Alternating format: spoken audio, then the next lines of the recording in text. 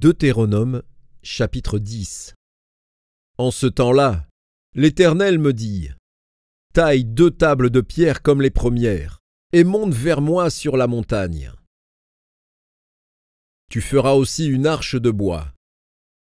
J'écrirai sur ces tables les paroles qui étaient sur les premières tables que tu as brisées, et tu les mettras dans l'arche.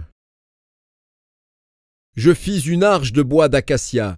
Je taillai 2 tables de pierre comme les premières, et je montai sur la montagne, les 2 tables dans ma main. L'Éternel écrivit sur les tables ce qui avait été écrit sur les premières, les 10 paroles qu'il vous avait dites sur la montagne, du milieu du feu, le jour de l'assemblée. Et l'Éternel me les donna. Je retournai et je descendis de la montagne. Je mis les tables dans l'arche que j'avais faite, et elles restèrent là, comme l'Éternel me l'avait ordonné. Les enfants d'Israël partirent de Beéroth-Bené-Jaakan pour Moséra. C'est là que mourut Aaron, et qu'il fut enterré. Éléazar, son fils, lui succéda dans le sacerdoce. Ils partirent de là pour Gudgoda, et de Gudgoda pour Jotbata, pays où il y a des cours d'eau. En ce temps-là, l'Éternel sépara la tribu de Lévi et lui ordonna de porter l'arche de l'alliance de l'Éternel, de se tenir devant l'Éternel pour le servir et de bénir le peuple en son nom. Ce qu'elle a fait jusqu'à ce jour. C'est pourquoi Lévi n'a ni part ni héritage avec ses frères.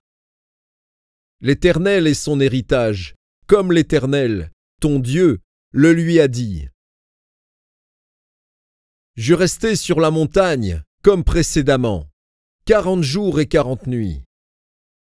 L'Éternel m'exauça encore 7 fois. L'Éternel ne voulut pas te détruire. L'Éternel me dit : lève-toi, va, marche à la tête du peuple. Qu'ils aillent prendre possession du pays que j'ai juré à leur père de leur donner. Maintenant, Israël, que demande de toi l'Éternel, ton Dieu, si ce n'est que tu craignes l'Éternel, ton Dieu, afin de marcher dans toutes ses voies, d'aimer et de servir l'Éternel, ton Dieu, de tout ton cœur et de toute ton âme, si ce n'est que tu observes les commandements de l'Éternel et ses lois que je te prescris aujourd'hui, afin que tu sois heureux? Voici, à l'Éternel, ton Dieu, appartiennent les cieux et les cieux des cieux, la terre et tout ce qu'elle renferme. Et c'est à tes pères seulement que l'Éternel s'est attaché pour les aimer. Et, après eux, c'est leur postérité, c'est vous qu'il a choisi d'entre tous les peuples, comme vous le voyez aujourd'hui. Vous circoncirez donc votre cœur, et vous ne raidirez plus votre cou. Car l'Éternel, votre Dieu, est le Dieu des dieux, le Seigneur des seigneurs, le Dieu grand, fort et terrible, qui ne fait point acception des personnes et qui ne reçoit point de présents, qui fait droit à l'orphelin et à la veuve, qui aime l'étranger et lui donne de la nourriture et des vêtements. Vous aimerez l'étranger, car vous avez été étrangers dans le pays d'Égypte. Tu craindras l'Éternel, ton Dieu, tu le serviras, tu t'attacheras à lui, et tu jureras par son nom. Il est ta gloire, il est ton Dieu. C'est lui qui a fait au milieu de toi ces choses grandes et terribles que tes yeux ont vues.